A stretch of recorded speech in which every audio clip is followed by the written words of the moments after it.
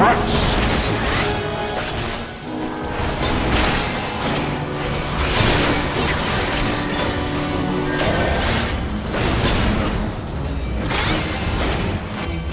Begone with you!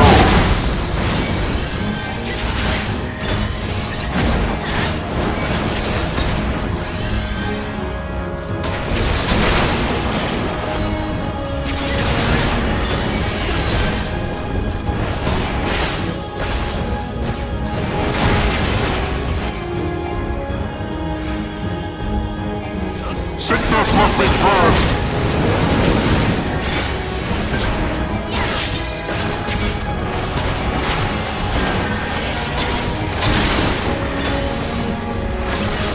Away with you!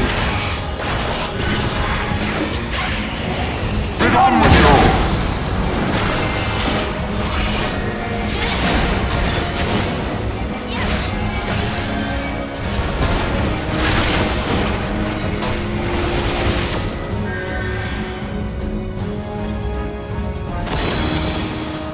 And now the final cup! Focus. Release!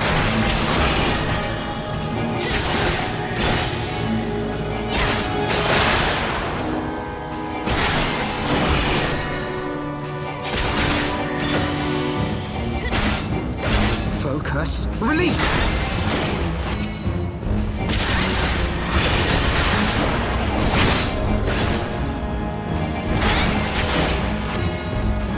I shall show you something special. This shall be a mercy! You disgust me!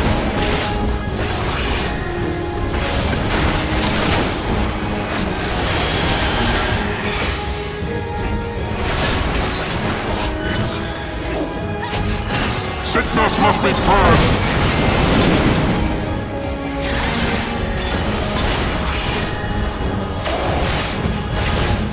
Begone with you!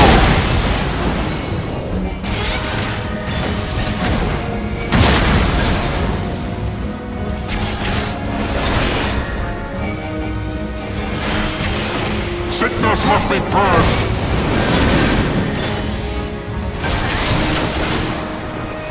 I have my pride.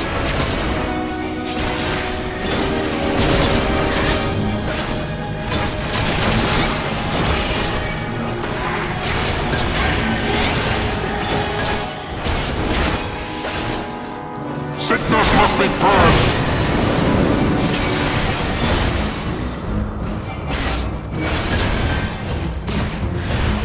Begone with you!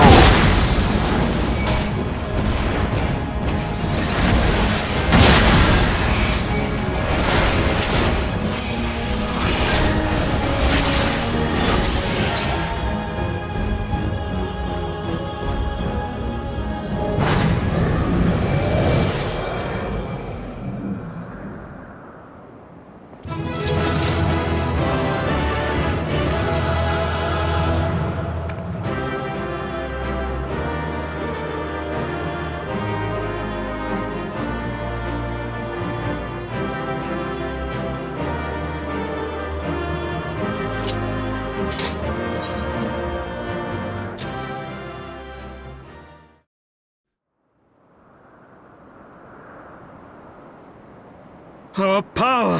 How can this be?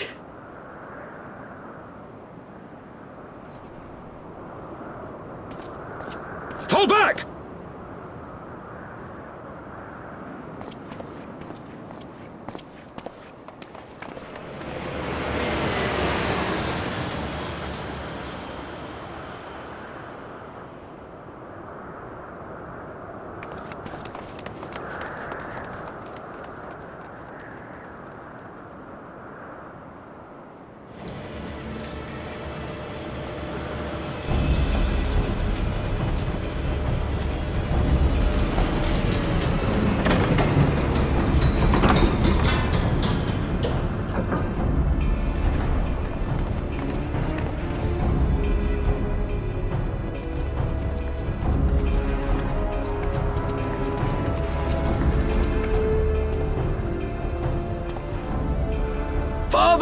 Please! For a mercy, we were not too late.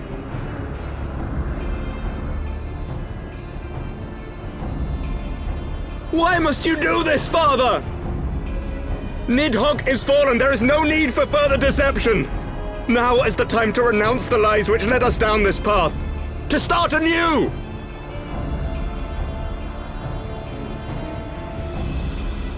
And tear down the very pillars of our society? Our history, our values, everything we have built over 1,000 years? A fool to the last.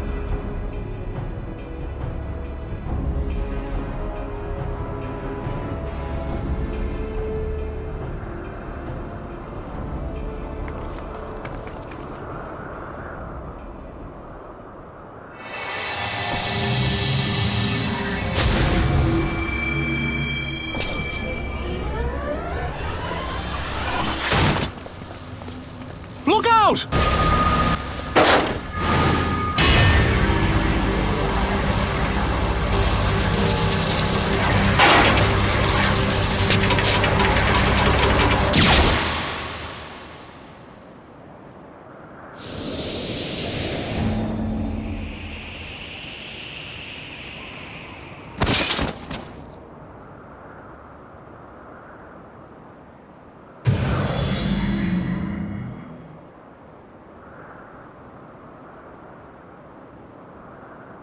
Go. Azizla awaits.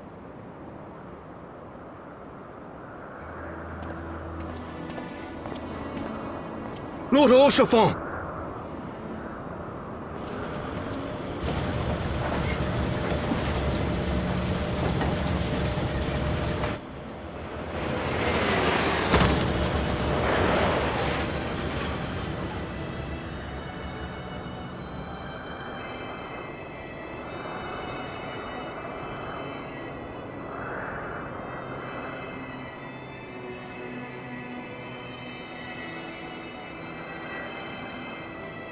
It's no good.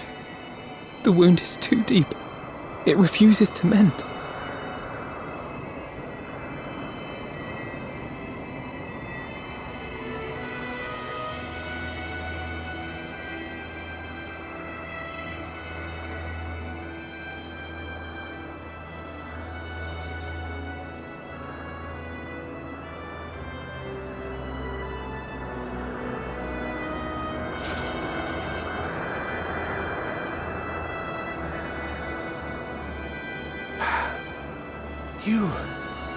You are unharmed? Forgive me. I could not bear the thought of...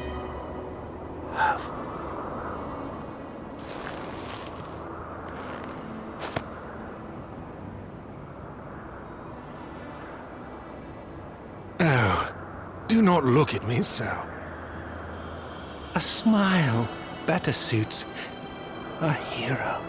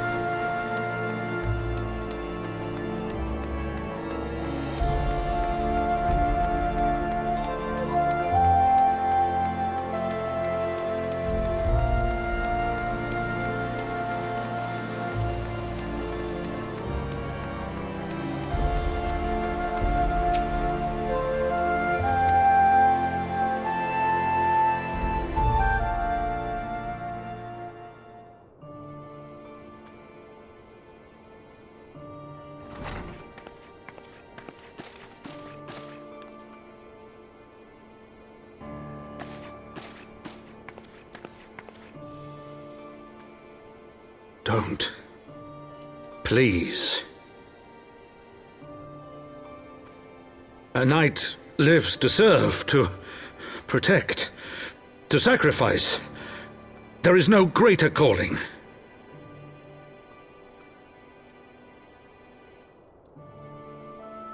Leave me to mourn and give chase, for my son and for the nation he loved. Go!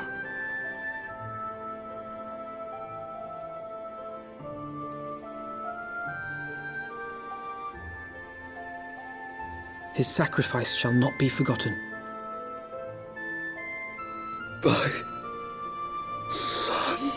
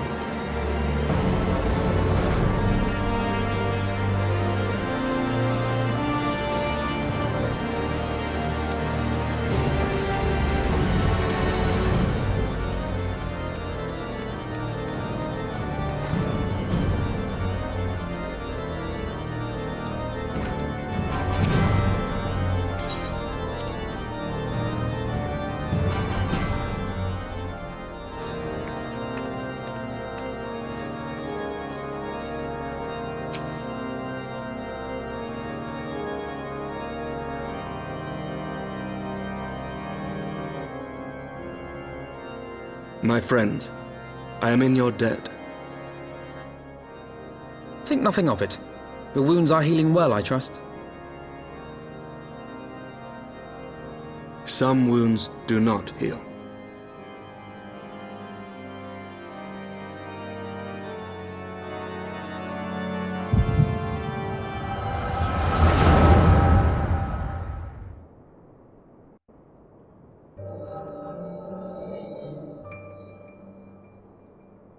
The founding, the scriptures, 1,000 years of lies, all to deceive the common man. Nay, our own brothers and sisters. For the blood of the Knights 12 flows within all our veins. You knew this to be true. You knew, and you concealed it.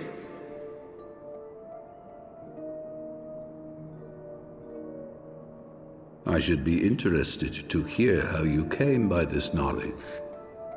But yes, you have the right of it.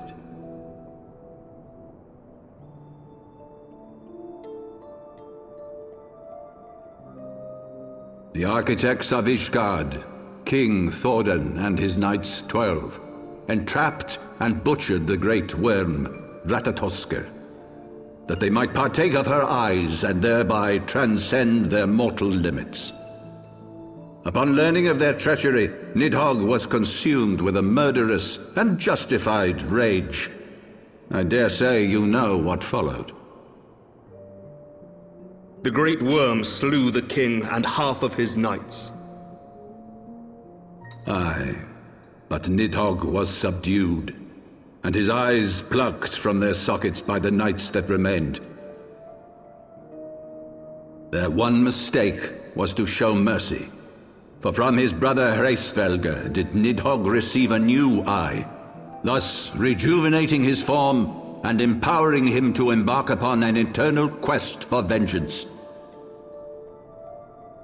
Whilst Thordan's son Haldreth took one of Nidhogg's eyes and learned to wield its power in defense of his people. Thus was the first Azure Dragoon born, and ever since that time, his honored successors have risen to drive Nidhogg from our lands whenever the worm has returned to plague us.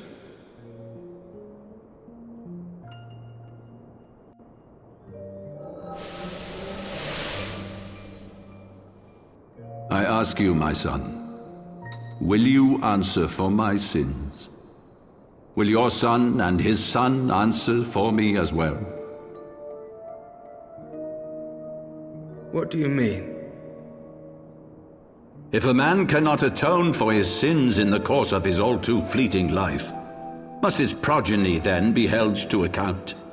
Must every subsequent generation be judged as well? Thordan's betrayal of Ratatoskr was an unconscionable, unforgivable sin. Should we then, as his descendants, meekly surrender ourselves to an eternity of punishment? Nay, say I. I would not see our children sacrificed in a vain attempt to appease an implacable foe. Dragons are not like us, my son. To they who live forever, the wrongs of antiquity are as those of yesterday. No reparations shall ever suffice. This fact alone should serve as ample justification for our actions. Yet some refuse to see it as such. For men like you, who yearn to commit themselves to a nobler cause, a more compelling narrative is required. This is your solution. This is how you protect our people. You have given us a lost cause, a death sentence. With your compelling narrative, you but doom our countrymen to give their lives for a lie. And they do so gladly. Highborn and lowborn alike are proud to serve, to fight and die for their country.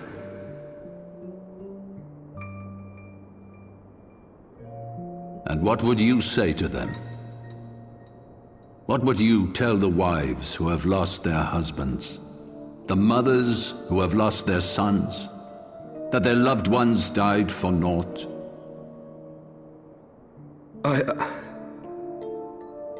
Over the course of 1,000 years, countless men have donned these robes, and every one of them came to accept the necessity of this solution. Once, I hoped you might come to accept it as well.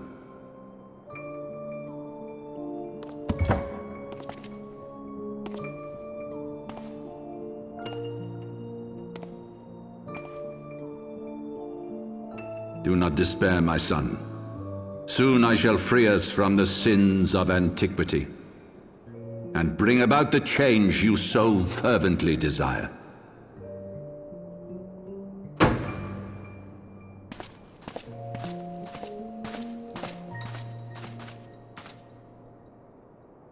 If he has spoken with others, I would have their names. Escort him to a cell and question him. thoroughly.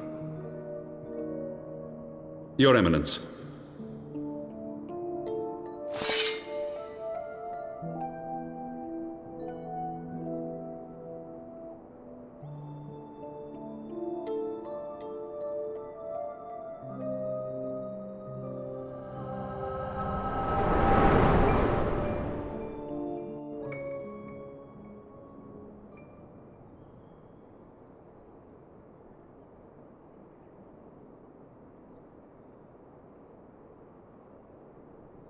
You saw something, did you not? A vision of the past?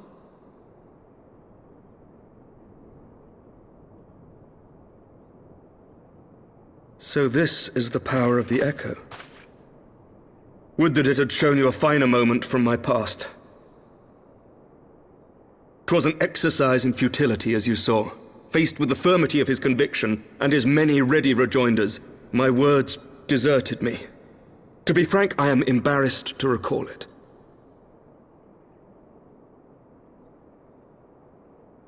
A friend once impressed upon me the importance of differentiating between words, deeds, and beliefs. Were he here, I suspect he would judge your father's conviction to be no more than rank self-serving delusion. Even so, I cannot help but wonder what manner of change he intends to bring about. I have given some thought to that as well. During the battle within the vault, the Heavensward demonstrated strange and unnatural abilities. Aye, the manner in which Sir Zephyrin struck down Lord Haurchefant was unlike anything I've ever seen before. The spectacle called to mind King Thordan and his Knights 12 as they are depicted in scripture, holy powers and all. Mere fabrications, which have become objects of faith, instilled with the belief of countless devoted souls. 7 hells! If Lady Iceheart can use her own body as a vessel for summoning, I see no reason why others could not. Are the Heavensward truly so reckless? Unbelievable! As they fled, my father spoke of Aziz La. Though I know not what he intends, I fear no good shall come of it. His ambitions are too great, and his minions too powerful. We must find the Heavensward and stop my father before it is too late.